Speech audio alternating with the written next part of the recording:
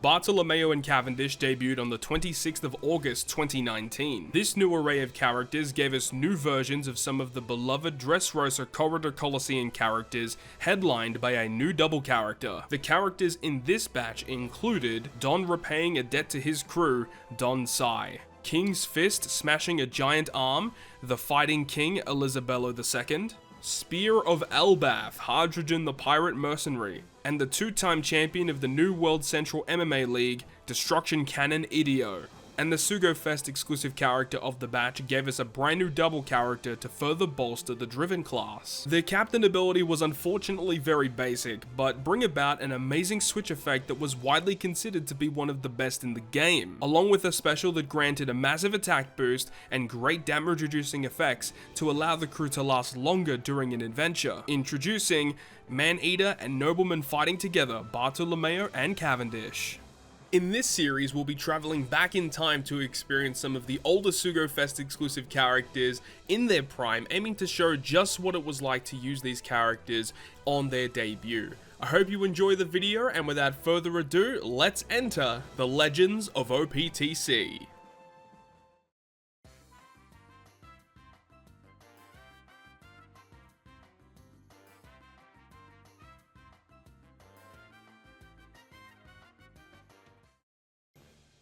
So thank you very much for checking out yet another episode of the Legends of OPTC, and in today's video we're going to be covering Barto and Cavendish. Now I did make a mistake at the end of last week's video, as I did believe it was going to be V2 Mihawk and V2 Zoro coming up next. However, I was mistaken. It's actually going to be Barto and Cavendish first, and then we'll get into Mihawk and Zoro in the week after. So Barto and Cavendish, a very interesting batch. I know that obviously it came out on Japan first. A lot of global players were excited for this unit because of the survivability that this character got access to, further buffing the Driven class, which was obviously very, very strong. Let's get into it with the first rare recruit being Toadskii, who actually doesn't receive a lot of rare recruits in the game. Not a lot of representation for some of these Dressrosa characters, but Toadskii, Psi Driven Fighter, captain ability doesn't really matter. Crewmate abilities are pretty terrible. The special would reduce Bind, Despair, and Burn by 3 turns, and then reduces the enemy's attack up in Rage and Resilience by 3. So Resilience removal was not very common, so that was probably the best component, and only 3-turn removal of these debuffs were not really the best. He also did an 80% defense reduction for 1 turn, and makes all colored slots beneficial for Driven characters for 1 turn. Would have been awesome if he had a conditional boost stacked on top of this, but, you know, he just had, like, a lot of half good things. You know, the beneficial slots was obviously okay, only for 1 turn. Defense reduction wasn't even 100% reduction, and also no conditional boost stacked. The debuff removal wasn't amazing. Removing resilience was very nice though, because it was just not a very common effect that characters got access to back in the day. Next on the list is Elizabello, and he is an int-driven fighter. Captain ability, again, doesn't really matter too much, though one of his crewmate abilities does make int slots beneficial to Driven characters, which is very nice. Characters that had these types of crewmate abilities were way more valuable back in the day, as generating matching slots was a little bit more difficult. The special of this unit is interesting, so it reduces Rainbow Shield and Threshold by 3 turns, and then also lock slots for 1 turn, and if enemies have an increased defense buff, or a reduced defense buff when you launch the special, it gives you a 2x orb boost for 1 turn. Otherwise, Driven and Fighters get a 1.75x orb boost for 3 turns. This is a very unique effect, and we haven't seen them really dabble into much of these types of effects, but, you know, you get different buffs depending on the buff on the enemy. You know, we've seen some of this with, if they have a certain immunity buff, you get a different effect.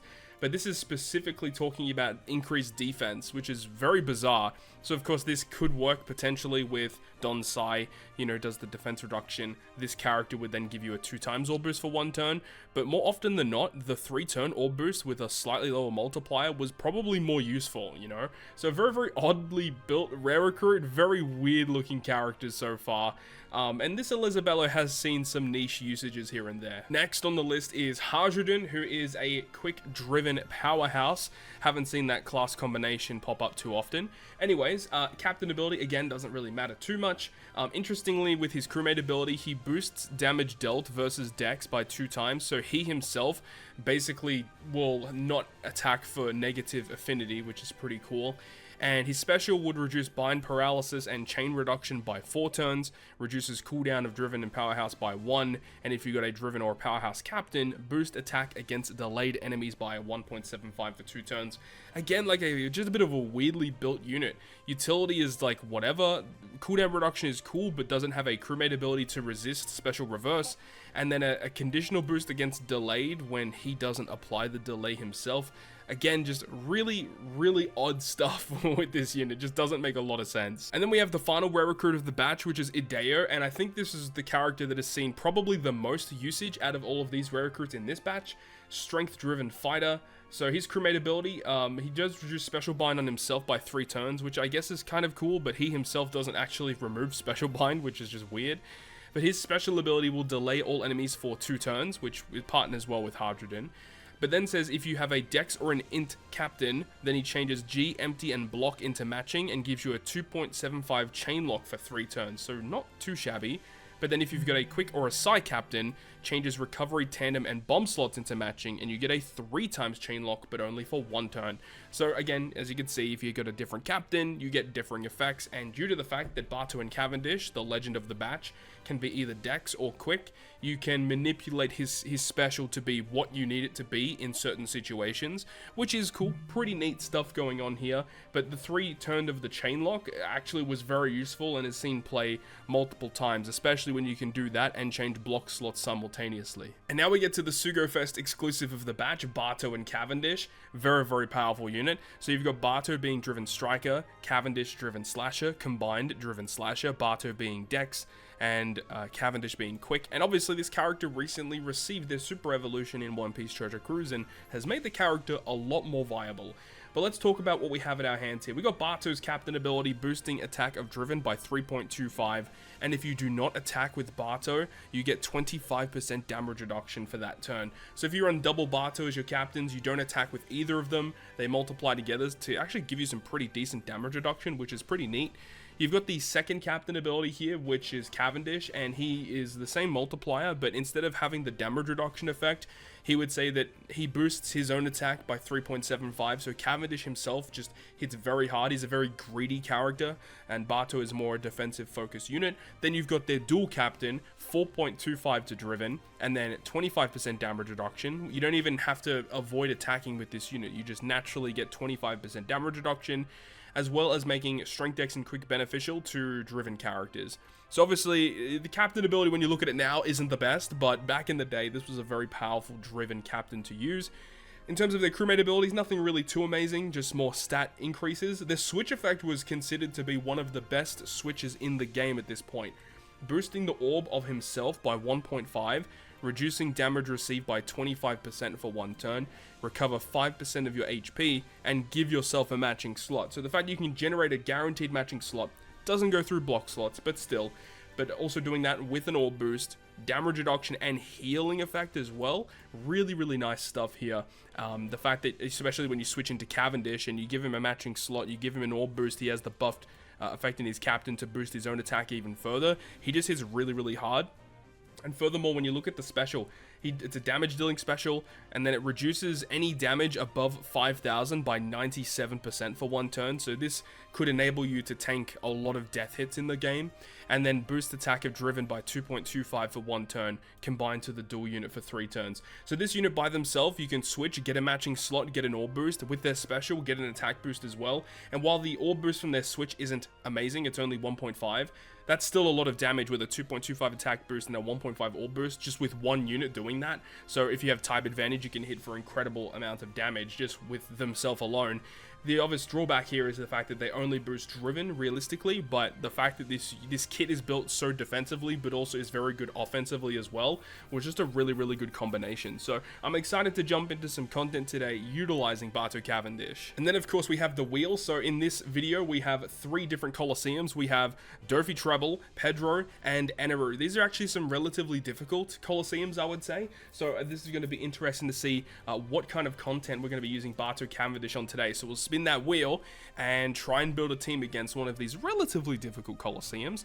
and this time around it is going to be Eneru. I'm pretty sure we have beaten this on the channel before for this series. If not, it's going to be awesome to do it for the first time. So let's go ahead and build a team with Barto Cavendish versus Eneru.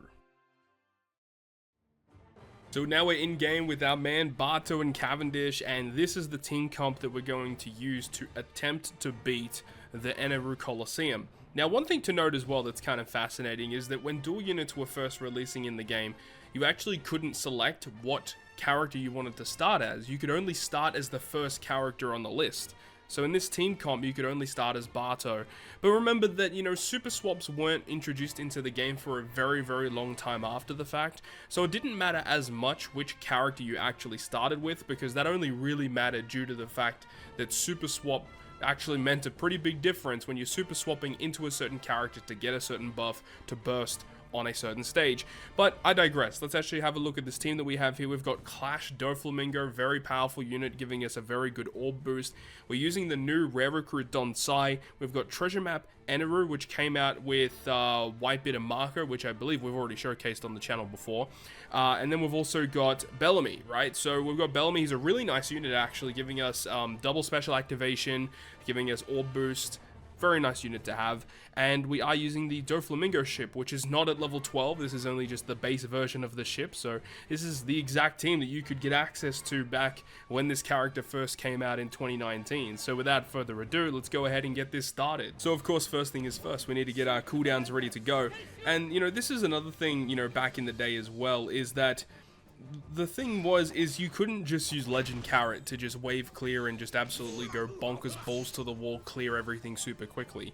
That just wasn't the way the game was back then. You actually had to take your time. You had to stall for your specials. Not every captain in the game had a cooldown reduction effect. Cooldown reduction was very, very rare back in 2019.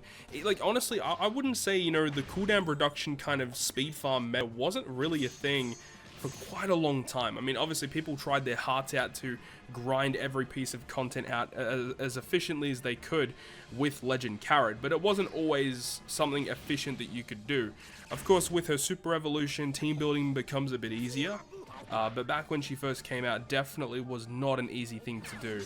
So, and here's the cool thing about Barto Cavendish as well, in terms of the defensive aspect of this unit, being able to switch every single turn to generate 5% heal and then a second 5% heal if you're using double Barto Cavendish, but also the 25% damage reduction is super strong, and we can stack that with the fact that we have two Bartos, we don't attack with them, and we just reduce damage by such a significant margin, which helps out a lot in stalling. But I know that a lot of people were often using some really weird stall tactics with characters like Whitebeard and Marco alongside Barto Cavendish to generate lots of healing per turn with damage reduction, and it was a very, very strong team to just beat content very slowly but very safely. And Barto Cavendish is still a really solid unit outside of that. You know, we all know and can respect what they're able to do in terms of defense, but offensively they're still very good too. It's just the fact that you need to stall for cooldowns, which is kind of annoying. I think we may have overstalled a little bit here, but it's not the end of the world. So let's see, what are we going to do here? We need to kill the guys on the one turn cooldown. Those guys are going to be pesky. So let's try this.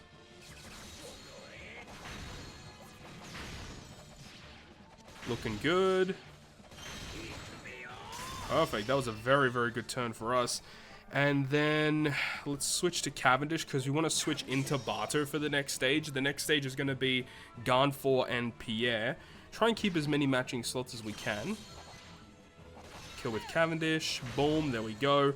And then Barto Cavendish should be ready to go because we only actually really need one Barto Cavendish special for the final stage, so we could actually just go ahead and use one of the Barto Cavendish specials now. That would actually help us out a lot here.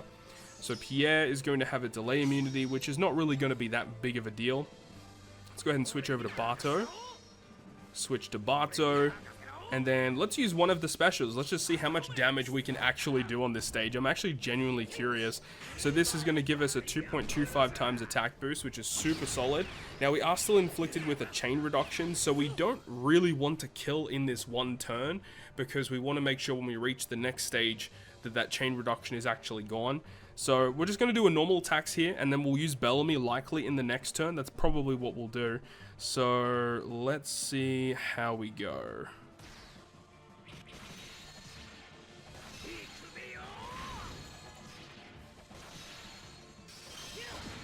We definitely could have killed in that turn. I have no doubt in my mind that we definitely could have killed in that turn. But that's not that bad. We're going to go ahead and use a Bellamy special here, which again is really cool because we can use Bellamy twice. We can use it on this stage and we can use it on the next stage, which is cool. So it gives a health cut, it makes certain slots beneficial, gives us an orb boosting effect, which is obviously really nice. So let's go ahead and do this. Move on. Boom, there we go. And now that chain reduction should have also passed as well. So now we move on to this stage, the Wiper stage. I remember when this Colosseum first came out, this stage was super annoying because not only does he have resilience, he has these really pesky mob characters, but he special reverses your captains, which is annoying as hell. So we are going to go ahead and use the Eneru special. So Team Eneru is so good. We was used a lot back in the day. I talked very earlier on in this video talking about, you know, the speed farm aspect, and it wasn't a very common thing to do.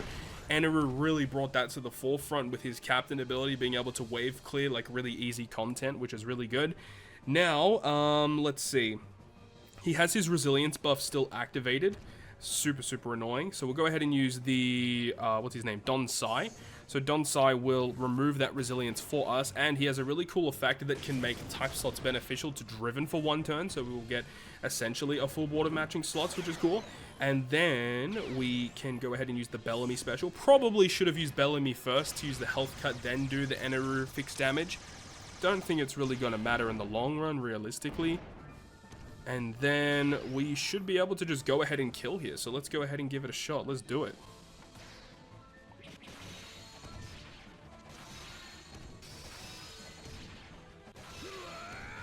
Very comfortable, no issues at all. And that leads us to the final boss stage, which is versus Eneru. Now, we probably could have made the team a bit more efficient in terms of what we're doing here, because you'll see that when we reach this final stage, Eneru gives us paralysis, and we kind of have to just stall it out. But stalling with Bartolomeo Cavendish, especially when we're already at full HP, isn't really going to be that bad. And one thing that we do know is that we can go ahead and use the switch abilities of Barto and Cavendish to secure them a guaranteed matching slot. And remember that when they become the captain in their dual form, they make strength dex and quick beneficial for the crew, which is great. So we only really need to worry about those slots in particular. The rest really don't matter. So we can just go ahead and pass the turn. Don't attack with Barto and Cavendish at all. We'll tank some damage pretty comfortably, I feel. Yeah, no issues. We eat it up, eating it up. Scrumptious, yo. All right, so now he is going to put up a type slot barrier. It's only for one turn, so as long as he doesn't put that up again, like, we're fine, pretty sure. Pass the turn again. And then he'll attack us again. 200,000 volt this time. Again, not really an issue. We're eating it up, scrum diddly umptious. And he doesn't do anything, so we're good now. So, before we activate the switch ability of Barto Cavendish, remember, because Barto Cavendish switch ability does generate an orb boost, and we can get a better orb boost with Doflamingo special. So, let's go ahead and switch the strength slot here. And now we can go ahead and use our switch abilities. Switch both of these captains to Cavendish. Go ahead and use the Barto Cavendish special, so they become the better captain. They'll make all of our slots beneficial on our crew, which is great. We'll get the huge attack boost. Boom, there we go. And then we can use the ship special, which will actually give us a chain boost as well. And this should be more than enough damage to deal with Eneru, so let's get it.